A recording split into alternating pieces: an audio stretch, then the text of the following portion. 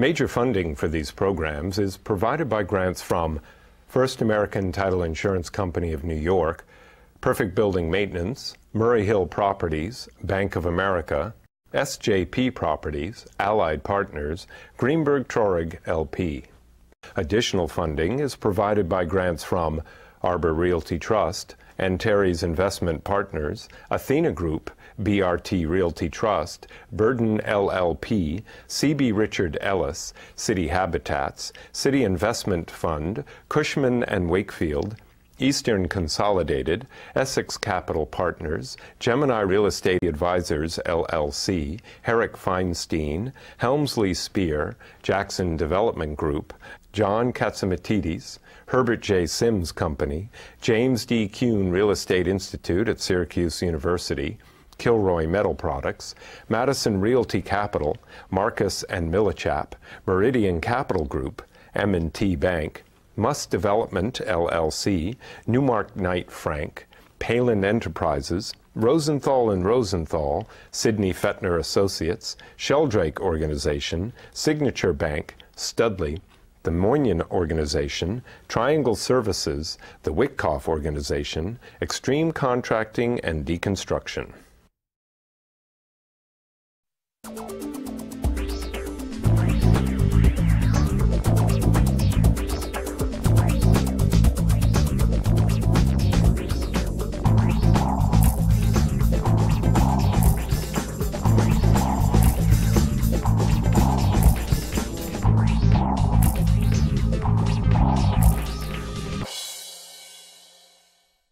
Hello, my name is Michael Stoller, host of the Stoller Report, Real Estate Trends in the Tri-State Region.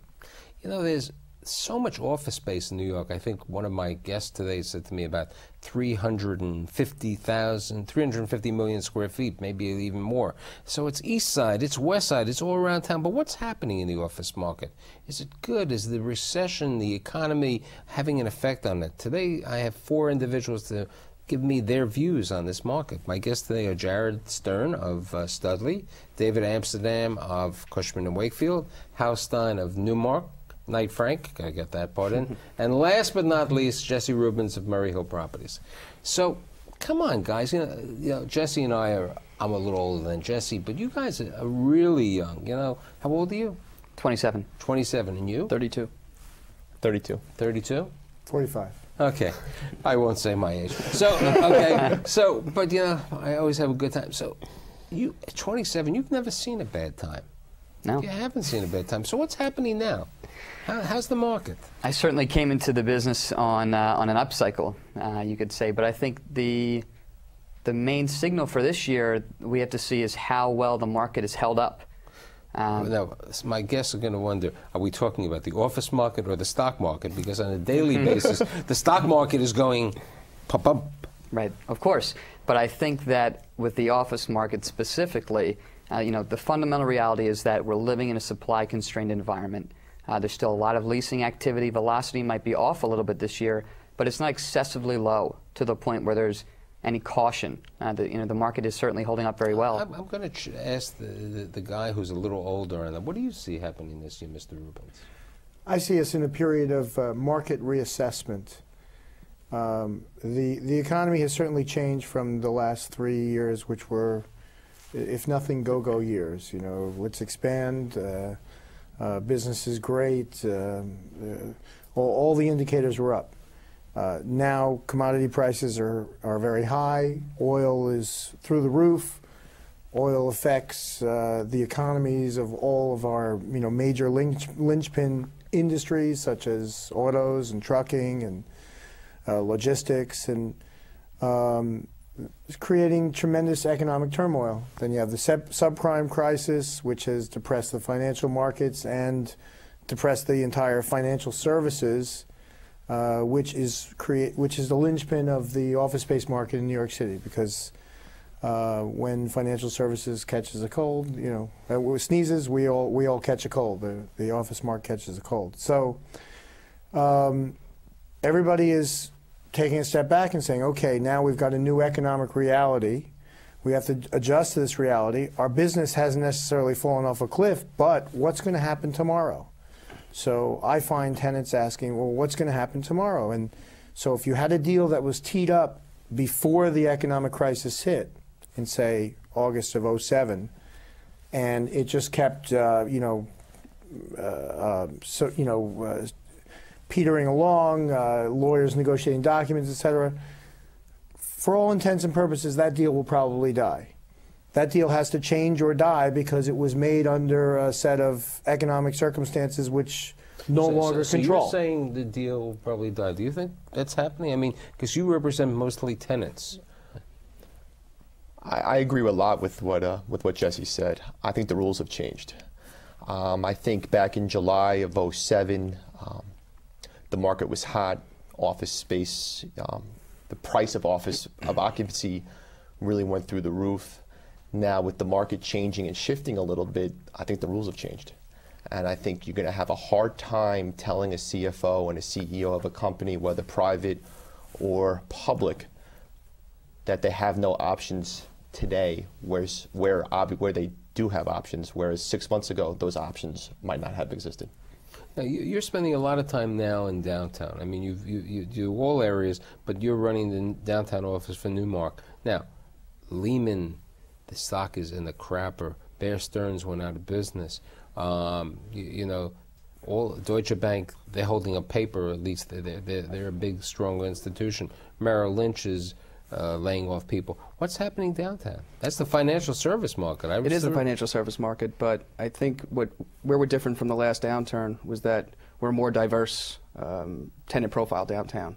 And many of these tenants that you mentioned, like a Lehman Brothers, doesn't even have space downtown, where they used to in the last down cycle. So I think we're being a little bit less affected at the moment. We are waiting for the next shoe to drop, but we're waiting to see what's going to happen with the next. This AIG lease that just was signed over there. Hey, this had to be done a long time ago, because there was no way with AIG's financial condition today that they would be signing this type of lease for publicity. They don't need this type of publicity to sign this humongous lease.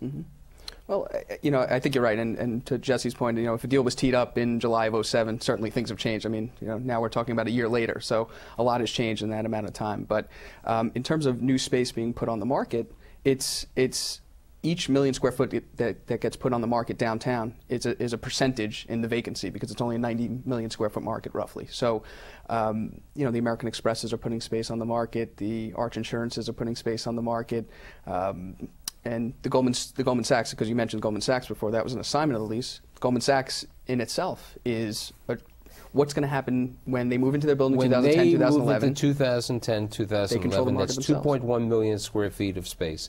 So even though some of the space will be taken over, but that's going to put a big, huge gap. We don't have the conversions anymore in downtown. Because when the conversions, right after 9/11, you had the conversions, you had Liberty bonds, you had 421Gs, which gave you not a tax abatement, a full tax situation.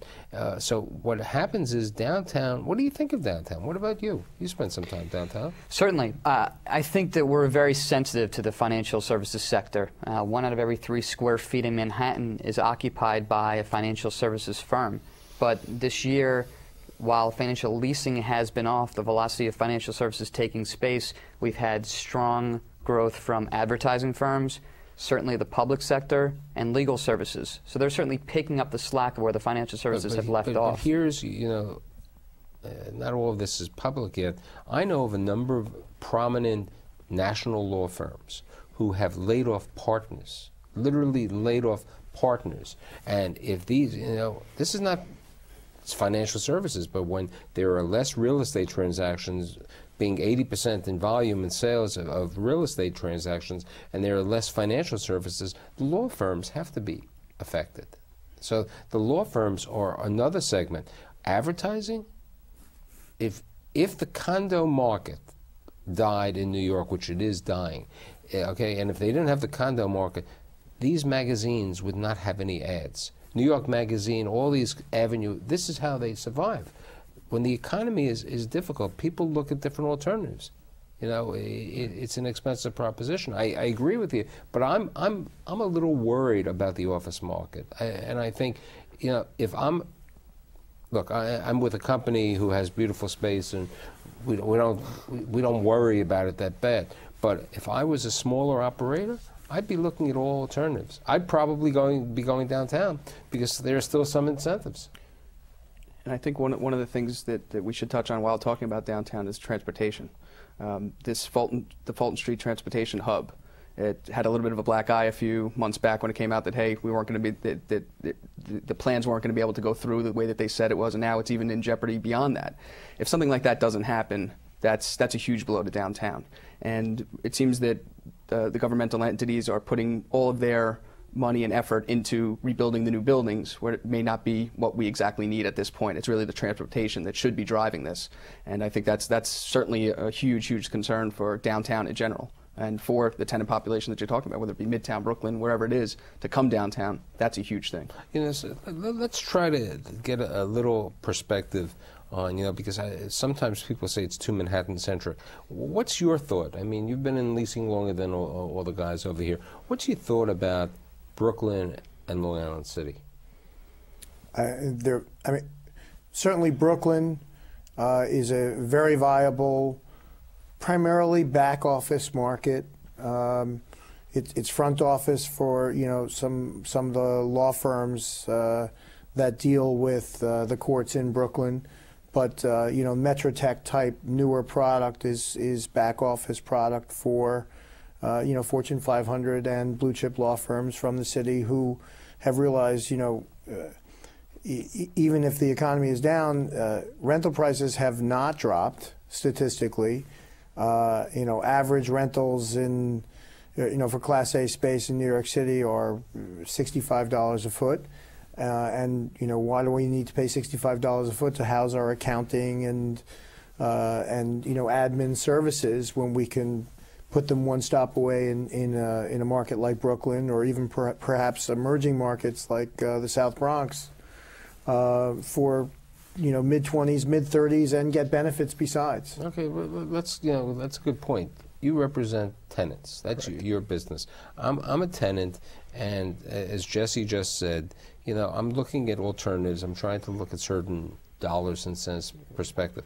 How many tenants say to you, I want to go to the American Banknote building in the Bronx, or they want to go to the Simone building in the Bronx, which is 1 million square feet? I mean, you know, if I was Yeshiva University, Montefiore Hospital, I'm over there.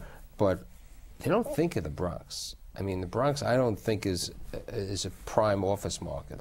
The answer to your question is 0. I have not had, in some of the deals I've done, big or small, I have not one tenant that has said to me, I want to go to one of those properties that you just, or type properties. What about Brooklyn? Has anybody said, you know, maybe I should evaluate Metrotech? The answer to that question is yes. It's not-for-profits have come to me saying, what's going on in Brooklyn? Certain types of tenants have said that. But if you're a Midtown tenant or a downtown tenant and the Manhattan address means something from a psychological factor in terms of how you raise your money, how you do your business, where your employees come in from, you don't want to mess with. If it's not broken, don't necessarily fix it. But, you know, let's pose this question to the rest of the group. You know, a number of years ago, since Jesse and I are older, you know, nobody really thought that.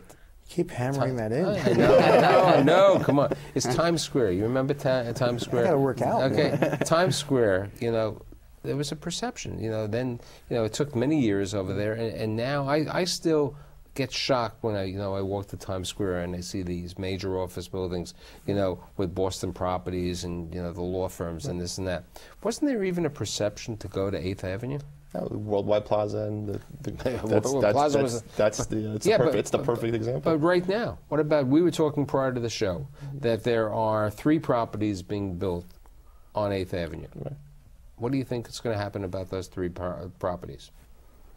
I think they're going to do well, because I think that as you see law firms who, you know, major national law firms, who are concerned about the bottom line, the partners are principals of the firm, and they have to foot the bill for the. But wait a second, I mean, Steve Pizicki is still looking for close to $100 a foot, or $110 for 11 Times Square. Mort Zuckerman's not going to look for a low rent when his cost of construction over there on 55th Street. And Joe Moynihan, needless to say, will never look for a low rent when his new 3 Columbus, I mean, which is really 1776 Broadway, with a little makeover.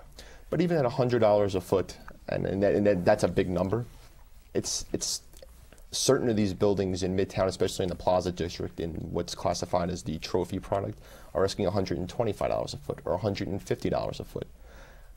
$50 a foot to a partner at the end of the day, in terms of their total compensation package, becomes real money, especially over law firm leases aren't five-year leases. A lot of them are 15-year leases and 20-year leases.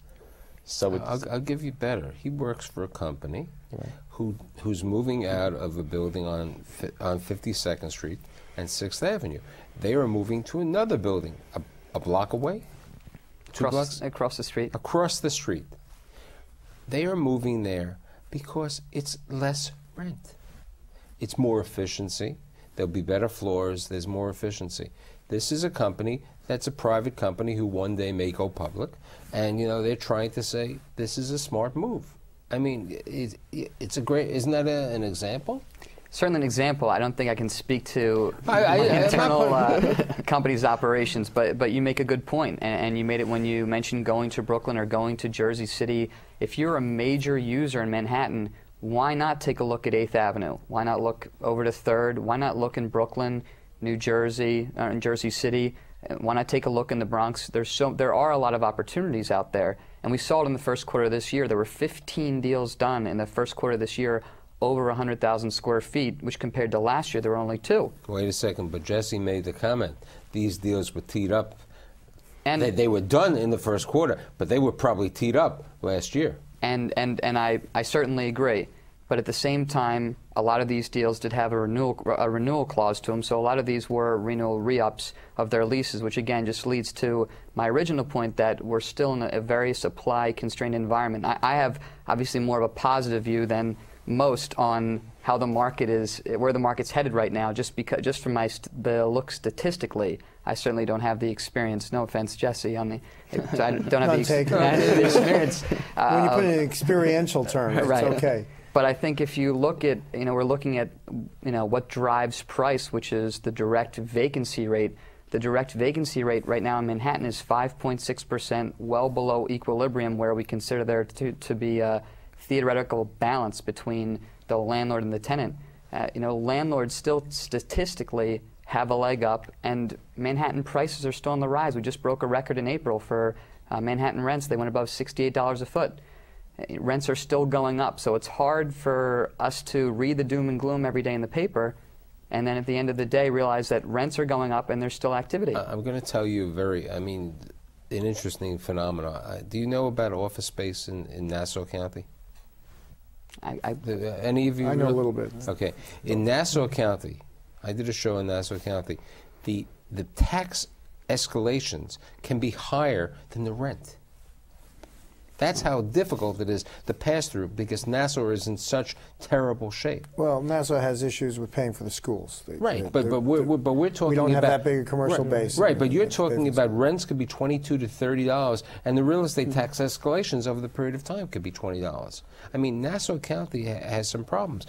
But I'm not trying to be all negative. I'm trying to really be open and look at it in this way. And people who watch my show are people who are the normal people who live and work in Manhattan. But if I was a company, at least they have the opportunity to have 4 of the top-notch entities running around there to represent them as a broker or as a leasing executive. If I came to you, what's your thoughts about Jersey City and Hoboken? Certain people think that Jersey City and Hoboken, don't ask Josh Muss, are the 6th borough. I think if you were looking at Jersey City prior, you don't really need to right now, because you've got probably equally competitive transactions closer in Brooklyn, and even certain spots in Manhattan where landlords might want to be more aggressive on B product, where you can Perhaps Jersey not. City's a product, Jesse. It's brand new. It's Absolutely. No, by the way, there's a trade-off there. You were talking about the $100 rents. That's $100 rents in Times Square for brand new A product with direct electric and direct operating, which over the term saves you a lot of money. It's all relative, but I think that the Jersey City market, anecdotally, is quite slow right now because other bargain areas have opened up. I happen to agree with the last statement that Jesse said. I think that Hoboken and Jersey City and Brooklyn and those markets tend to thrive in real robust markets because the price is so high in Manhattan and downtown. Now you have certain deals downtown. You have good infrastructure in certain spaces that are available, both Midtown and downtown. So many people would question, hey, I could still be in the island of Manhattan. Why would I need to go? So you're saying to me, and this is interesting because I have some friends who own buildings downtown. They say to me, rents, Josh Zamir, who I've had on my show a number of times, said, I'm getting $50, $60 a foot. Is that really happening downtown today? His deals are starting. He's done a great job at a building like 14 Wall Street. I mean, they've done a terrific job. They're doing pre-builts and they're starting at $46 a foot, which are great numbers for downtown. But not 60. No, I haven't seen the 60. He certainly may be getting, but I haven't seen the $60 numbers. But $60 numbers are happening in the financial center and in the One Liberties of the world and the. But One Liberties, those are buildings which are relatively new. They're new amenities. We're not talking about the 86 Trinity, which is up for sale. I mean, I don't know about you, but me going down to Wall Street is no longer Wall Street. Wall Street is, it's residential. And you go down there. I still remember your partner Norman Sternitz saying, well, "Thank God I got rid of that building downtown on Broad Street." And Mike Fascitelli saying to me, We got one property. I'll never be downtown. I mean, there are landlords, major owners, who are so anti-Lower Manhattan. Don't ask S.O. Green how much they have down there. The major guys do not really want to be down there, downtown. The world has changed downtown. All of the Class C office product, which was converted to first-class residential product, starting in and around 97, because of the benefits, the tax benefits, which were offered, took a lot of that older, antiquated product off the market, left higher quality office space product, created more of a 24/7 environment where people want to be and live, and then the retailers started coming in. So now you've got Godiva and BMW and Thomas Pink. Yeah, but let's get on to downtown. 26 Broadway was sold last year. How are they doing on leasing? They're doing tremendously. Actually, Newmark's the leasing agent of the building, and I forget what the percentage is, but they've brought it up. They just did a 140,000-foot deal with the New York Construction Authority. They've leased it, in the high 90 percentile. They've done extremely well at 26 Broadway, but I think it was a little bit over a year ago. But Newmark's done a great job with that. I haven't been on it per se, but from what I hear, they're doing a great job with it. And what do you see? We were talking a little bit about Jersey City, Hoboken. You live up in Westchester. What do you see about that market, the Westchester market? I think it's. I agree with the comment that was made earlier. Those types of markets, I think, do better when we're very robust in New York because people are looking for alternatives. However, if a tenant coming to me today, like you said, like you mentioned that you postured before, I would say let's look at everything.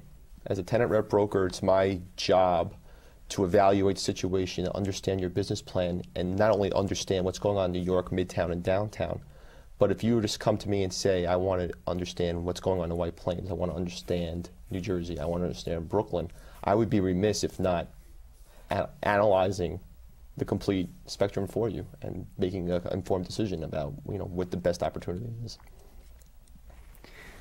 I still stand by. I think Jersey City is certainly a great option, and I'll say the same about the other boroughs. I think that downtown, last year we talked about it, downtown was the relief valve to Midtown when the prices were going up on average of about $2 a foot per month.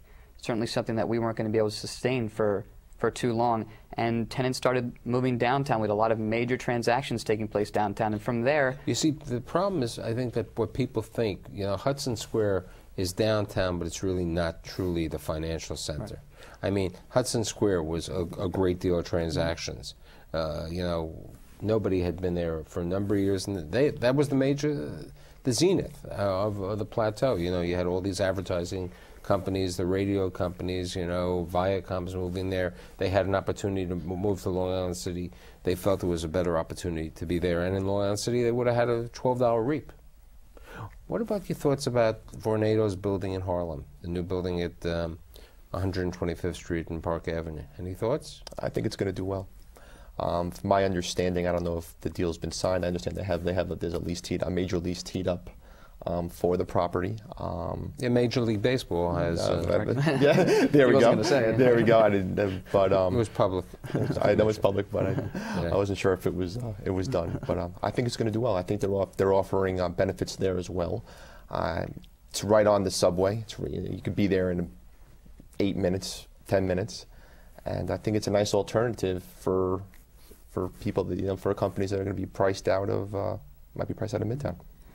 I think if you actually take the time to go up to 125th Street, which a lot of people haven't done, or they have this opinion of their mind on what it's going to be like, and you take a good look, it's really going through some change. I mean, the city's really taking the opportunity to hire consultants as to how they can really redevelop the area. Right, but let me preface, there are 3 Harlems: East, West, and Central. 125th Street and Park, and I know that property better than anyone. I used to be the treasurer of the site who sold the property originally to someone else, is East Harlem. West Harlem, you know, where the Cogswell buildings are a different type of market. East Harlem has the benefits of the subway and the railroad. What it doesn't have is it doesn't have the vibrancy of the rest of it. But I think the building's going to do great. I do too. I happen to agree. I mean, I don't know much about the project, but I do, you know, obviously heard the same thing about the tenant that was mentioned earlier. But I think they'll do well, and I think also a company like Vornado puts their stamp on something. You know the type of product you're going to get. You know the type of ownership you're going to get, and I think that goes a long way. So, you know, in retrospect, you know, when you have only 30 minutes, you really can't go on everything. You'd say the office market still looks strong. Again, I think we're in a period of market reassessment, but as I said before, the deals that were teed up before July '07, those have been changed or perhaps died. But now tenants have realized, you know what, I still have good business. There's still there's still economic activity. I need to make a decision, and now they make decisions based on the new realities, the new economics, and deals are being closed. I'd like to thank all of you for being here today. And next week, which will be the final show of this season, we're going to talk to the bankers I'm going to ask them their opinion of what the office market is. I'd like to see you next week.